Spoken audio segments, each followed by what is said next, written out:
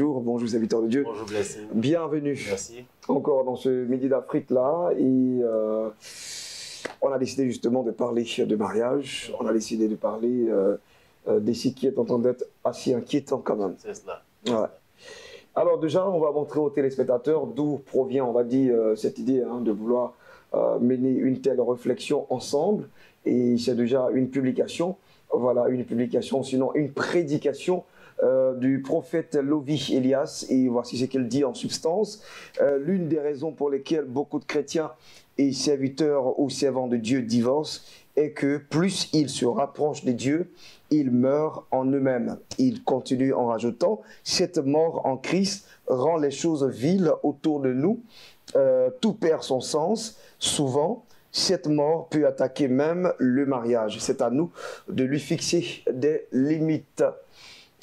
Voici, on va dire, en quelque sorte, ce qui nous emmène à mener cette réflexion-là et à parler de cette thématique du jour. Est-il nécessaire de justifier son divorce? Homme de Dieu. Le décor est planté. Vu que c'est une question fermée, Ouais. j'ai juste envie de dire non, tout simplement. Et puis m'arrêter là. Parce que on ne dira pas que c'est utile même. Ce n'est ni nécessaire ni utile de venir justifier un divorce. Mais déjà, votre commentaire sur ce qu'il a dit? Oui, je dirais que c'est son point de vue. Il a envie de montrer que les choses spirituelles dominant les choses physiques peuvent souvent prendre tellement de place dans notre vie qu'on n'aurait plus le temps de considérer les choses physiques. Finalement, j'ai envie aussi de demander, mais même quand on est spirituel, est-ce qu'on n'a pas le temps de manger? Est-ce qu'on n'a pas le temps de boire de l'eau? Parce que ça aussi, ce sont les choses naturelles que nous faisons. Donc pourquoi, si on sélectionne des choses naturelles à faire, qui ne contraignent pas, mais qui ne détruisent pas notre dimension spirituelle, pourquoi ne pas continuer à faire même ce qui fait partie des principes divins? Ouais. Alors, il n'y a pas eu que ça. Hein. Il a parlé aussi du cas de Paul, qui a décidé de ne pas se marier, certainement à juste titre. Il y a aussi Moïse lui-même, qui a déposé un instant Séphora, sa femme, chez son père, et il est allé à la montagne. Pour dire que combien de fois le sacerdoce prend tellement le dessus et que finalement, il y a des choses qui sont du mariage, il y a des choses qui sont, on va dire, de cette terre-là qui finissent par ne pas nous dire grand-chose. Moi, je ne voudrais pas qu'on aborde ce sujet-là de cette façon. Parce que ce serait comme si c'est normal que chacun dise aujourd'hui, comme je suis trop spirituel, je ne peux plus me marier, je ne peux plus rien faire avec les choses de la terre. C'est pourquoi tout à l'heure, il disait, même malgré notre spiritualité, on prend le temps de manger, on prend le temps de se laver, on prend le temps même de discuter avec certaines personnes autour de nous. Alors, si Paul a dit qu'il préfère que tout le monde soit comme lui, il faut qu'on continue ses propos. Quand il dit parce que quand un homme se marie, il s'occupe des affaires de sa femme et vice-versa. D'accord. Donc, on n'a plus assez de temps. On est obligé de faire en sorte qu'on soit équilibré pour ne pas qu'il y ait un problème dans le processus de notre croissance et notre maturité. Sinon, si je ne me marie pas, j'ai le temps de m'occuper des choses spirituelles. Là, personne ne viendra me réclamer quoi que ce soit.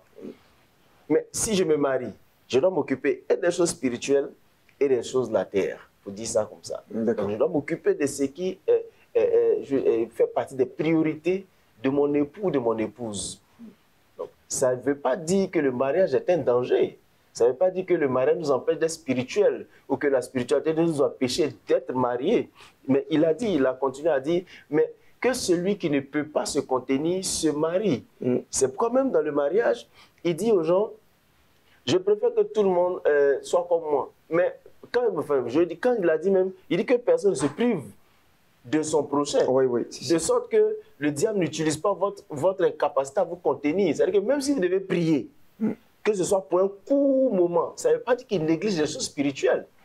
Ça veut simplement dire que la gestion même de la famille, la gestion de ma vie matrimoniale contribue à ma progression spirituelle. D'accord. Alors, donc, vous n'êtes pas d'accord qu'un homme de Dieu dise il affirme de telles choses, en fait? Oui, c'est pourquoi j'ai commencé par dire que c'est son point de vue. Moi, je ne suis pas d'accord pour ça. Parce que... il n'est pas aussi le seul. Hein. Il y a quand même pas mal d'hommes de Dieu qui répètent ça, qui reprennent ça. Mais tous quand même aussi de divorcer. Hein. Oui, c'est pourquoi on a commencé par, comme je dis, la question est une question fermée. Est-ce que c'est nécessaire de justifier son divorce? Non, ce n'est pas nécessaire.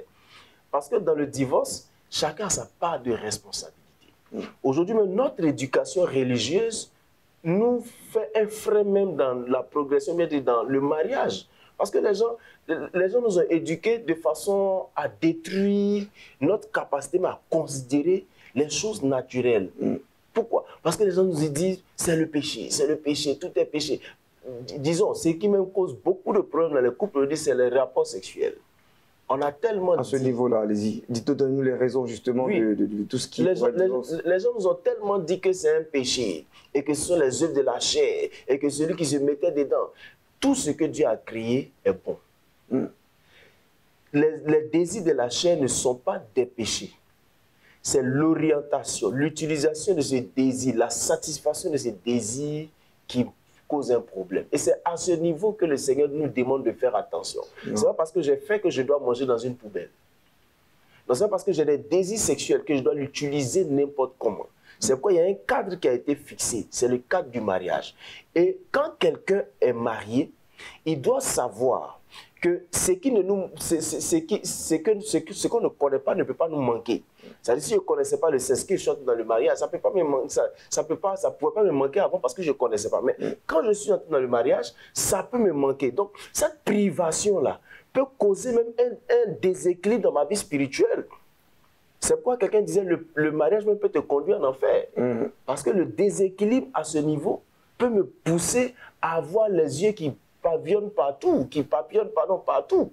Donc, mais malheureusement, on nous a appris que c'est trop charnel, c'est trop ceci. Justement, j'ai dit au couple que Dieu a fait l'homme comme quelqu'un qui désire beaucoup.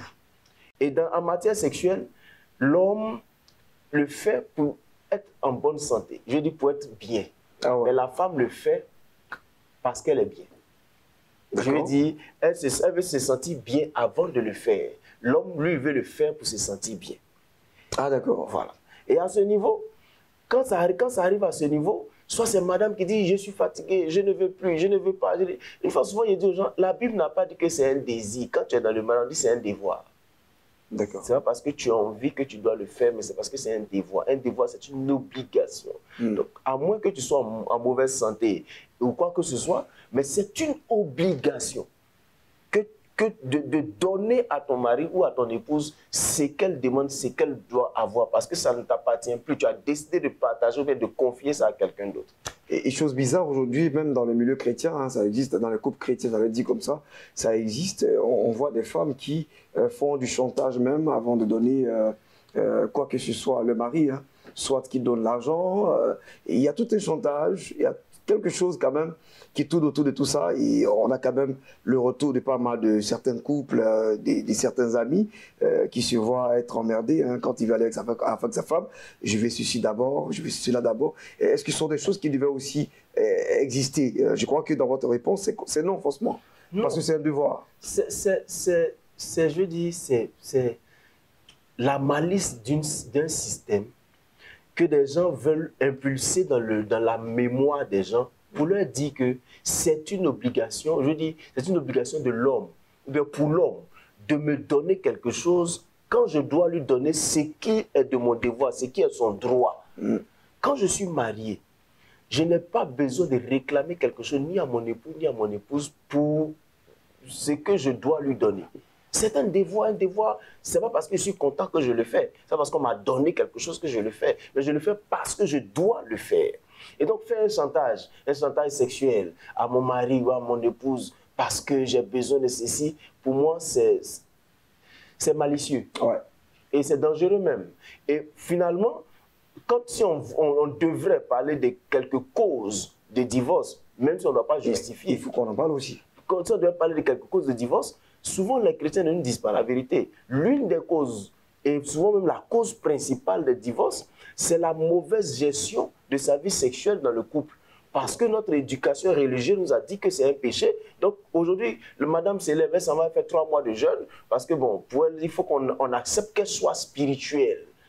Et il faut qu'on accepte que sa spiritualité doit dominer ces choses. Pourtant, ton époux est là. Et la Bible même est claire. Ne vous privez pas l'un de l'autre. Si ce n'est pas pour la prière, mais que ce soit de courte durée. De sorte que le diable n'utilise pas votre incapacité à vous contenir pour vous maltraiter. Aujourd'hui, mais les gens ne tiennent pas compte de ça. Et quand l'époux, malheureusement, tombe dans un désir sexuel avec quelqu'un d'autre, oh, les gens sont mauvais, ou bien c'est la femme, elle est mauvaise, elle ne fait pas ceci, elle ne fait pas cela.